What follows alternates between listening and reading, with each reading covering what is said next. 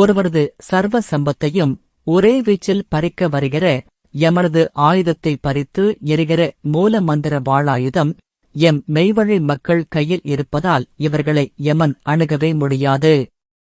விஸ்வநாத திருஒலி வசனம் 24. இப்போ உங்க எல்லாத்துக்கும் தெய்வத்தினுடைய பெருங்கருணை ஆசீர்வாதத்தை இப்போ நான் உங்களுக்கு நினைவூட்டுகிறேன். நம்ம அனந்தர்கள் எல்லாரும் காஷாய தீட்சை பெற்றால்தான் மூல மந்திரம் தெரியும்.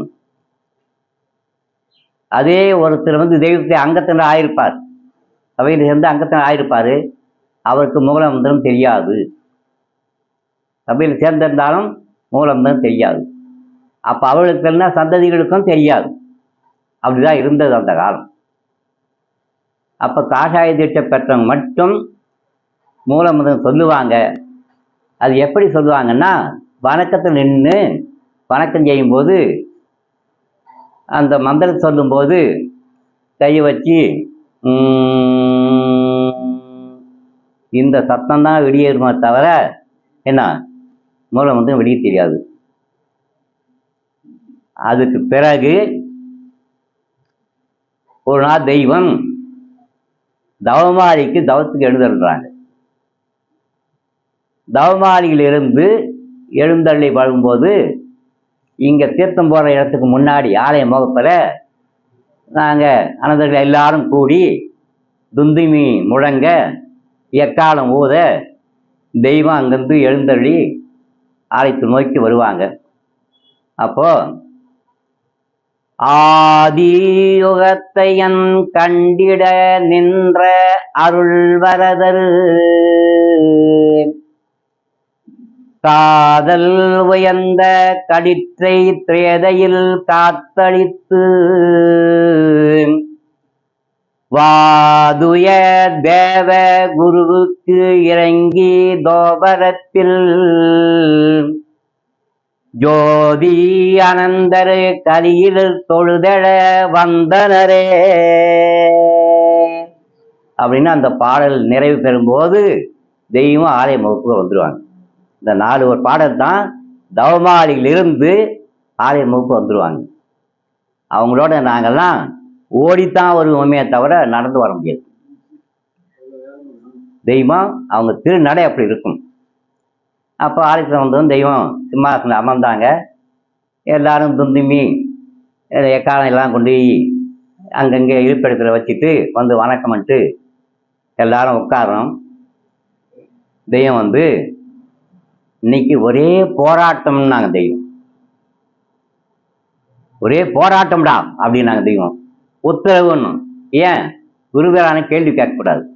உலகத்தில் கேள்வி கேட்பாங்க, என்னன்னு கேட்பாங்க, குருவை கேள்வி கேட்கக்கூடாது. உத்தரவு அப்படின்னு தெய்வம் படைக்க வச்சிருக்காங்க. உத்தரவுன்னும் தவத்திலிருந்து எழும்பி வரும்போது அப்போ மதிய நேரத்தில் பெண்கள் மட்டும்தான் அங்கிருந்து தெய்வம் தவத்திலிருந்து எழும்பி வரும்போது கண்டேன் தேவாவியை கிடைத்தாருன்னு எல்லாம் வணக்கம் செஞ்சுக்குவாங்க. பெண்கள் பகுதி அப்போ என்ன காலையில் 4 to 6 மணி வரையும் அரவணை நேரம் நடக்கும். அப்போ ஆண்கள் இருப்பாங்க, எல்லாரும் இருப்பாங்க. ஆனால் மதியம் மட்டும் பெண்கள் மட்டும் இருந்து மந்திரத்தை சொல்லி வணக்கம் விட்டு வருவாங்க. அப்போ தெய்வம் எழுந்தருளி வரும்போது இரு மருங்கிலும் பந்த மெஞ்ஞான சமநிலை எல்லாரும் இரு மருங்களை நின்று மூல மந்திரத்தை உரைக்க சொன்னாங்க. அப்போ என்ன மூல மந்திரத்தை உரைக்க சொல்றீங்களே அப்படின்னு நான் கேட்டதுக்கு பெரிகாரம் கண்ட வசந்த ரிஷி குசுண்ட மகாமணி அவர்கள் என்ன உங்க மூல மந்திரம் உலகம் முழுக்க தெரியணும் அப்படின்னு வேண்டிக்கிட்டார். அப்போ அதனால்தான் இன்னைக்கு 6 மணி வணக்கத்தில் இருந்து என்ன முத்தி போகணும் சொன்னதும் மெய்யாகவே கோடி கால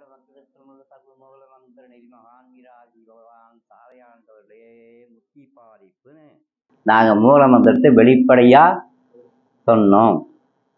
என்ன அப்படி சொல்லலைன்னா இன்னைக்கு இந்த உலகத்துல மூல மந்திரம் மெய்யொழி சபை அங்கத்தினர் இல்லை, எங்க சந்ததி, நீங்க வரக்கூடிய நம்ம யாருக்குமே மூலம் தெரியாது. அந்த இந்த மூலம் வந்து உலகம் முழுக்க தெரியணும்னு வேண்டிக்கிட்டாங்களே, அவங்க யாருன்னா திரிகாலம் கண்ட வசந்த ரிஷி. சென்ற காலம், நிகழ்காலம், வருங்காலம் 3 காலங்களையும் கண்டவர்கள். அதை தெய்வம் வழியாக்குறாங்க. அந்த வசந்த ரிஷி ஆகிய புஷ்ணபிரான் யாருன்னா ஈசனுக்கு யோசனை சொல்லக்கூடியவர்கள். ஈசனுக்கே யோசனை சொல்லக்கூடியவர்கள். சரி, யோசனை சொல்றவங்க எங்க இருக்கணும்? யோசனை சொல்றவங்க எங்க இருக்கணும்? பக்கத்துல தானே இருக்கணும். என்ன அப்படி இருந்தாலும் யோசனை சொல்லலாம். ஆனா அப்படி யோசனை சொல்லக்கூடிய அந்த வசந்த ரிஷி அவர்கள் நேருக்கிலே தரிசிக்கணும்னு வேண்டிக்கிட்டாங்களாம் தெய்வத்துக்கிட்ட. அப்ப அவங்க வந்து பல எல்லைகளை கடந்து வா தரிசிக்கலாம் அப்படின்னு தெய்வம் உத்தரவு போட அவங்க தவ எல்லையில ஏறி வர்றாங்க. அப்படி ஏறி வந்து பல எல்லைகளை கடந்து வந்துட்டாங்க. கடைசி எல்லையில வந்ததுமே வைரத்திரை விழுந்துருச்சு. சரி, வைரத்தை அறுக்குன்னா எதெல்லாம் அறுக்கலாம்? வைரத்தால் தான் அறுக்கலாம். அப்ப வந்து ஐயனே, இத்தனை எல்லைகள் தான் கடந்து நான் வந்துட்டேனே, வைரத்திரை விழுந்துச்சே, நான் என்ன செய்ய அப்படின்னு அவங்க தெய்வத்துக்கிட்ட வேண்ட. அப்ப தெய்வம் வந்து, நீ இங்க வந்து என்னை தரிசிக்க முடியாது, உத்தியோகன கானகத்துல அனந்தர் மத்தியில நீ வந்து என்னை தரிசிக்கலாம்னு அன்னைக்கு அவங்களுக்கு உத்தரவு போட்டனே, அது இன்னைக்கு வந்துட்டாங்கன்னு தெய்வம். யாரு? ஈசனுக்கு யோசனை சொல்லக்கூடியவர்கள்.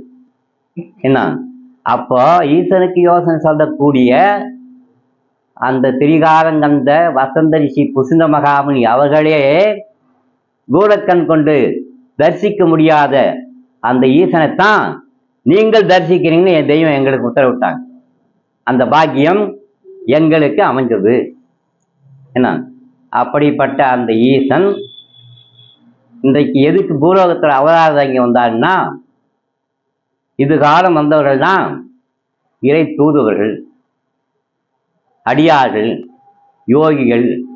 இவங்கெல்லாம் வந்து தெய்வத்தினுடைய அவங்க தூதுவர்களாக வந்து இந்த மனுக்குலத்தை ஜென்ம சாவதி அடைய வைக்கணுன்றதுக்காக அவங்க உத்தரவுப்படி வந்தவங்க, அவதாரம் வாங்கி வந்தவங்க எல்லா பெரியவர்களும்.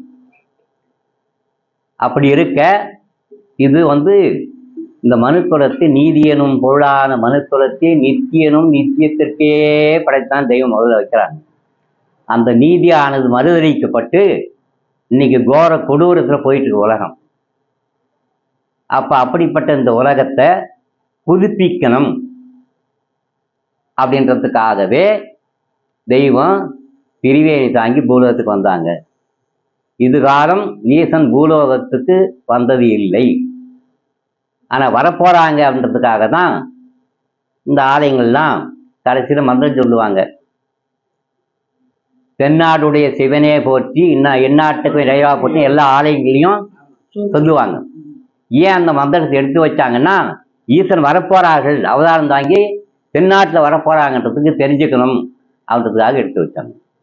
அப்ப அப்படிப்பட்ட அந்த ஈசன் அவதாரம் தாங்கி வந்து என்ன அவங்க வந்த இந்த செயல் எப்படிப்பட்டதுன்னா, இந்த மெஞ்ஞானத்தை அடையணும்னா 12 வருட காலம்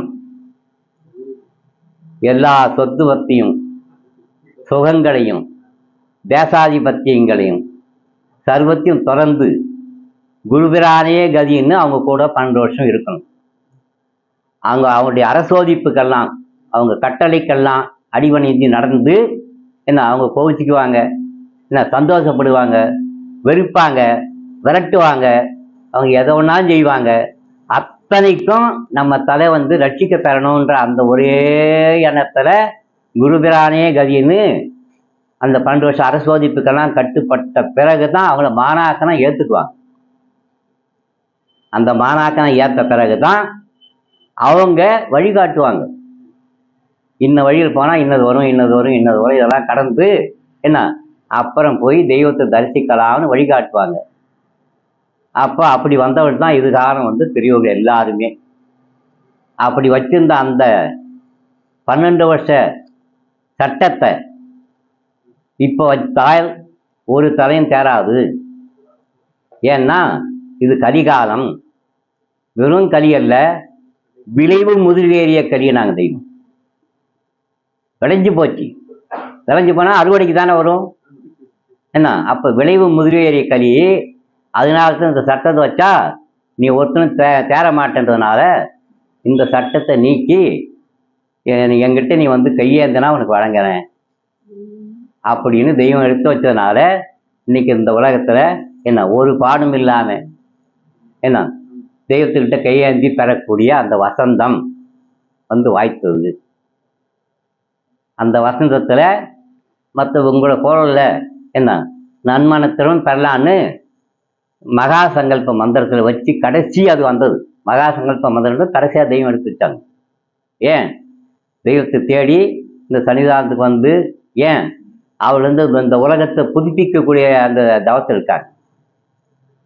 இந்த நேரத்துல நன்மனத்துல வந்தும் அவங்க அந்த சன்னிதிகளை வேண்டிக்கிட்டு இந்த நற்கதி அடையணுன்றதுக்காகவே என்ன இந்த மூல மந்திரம் உலகம் முழுக்க தெரியணும்னு எடுத்து வச்சாங்க.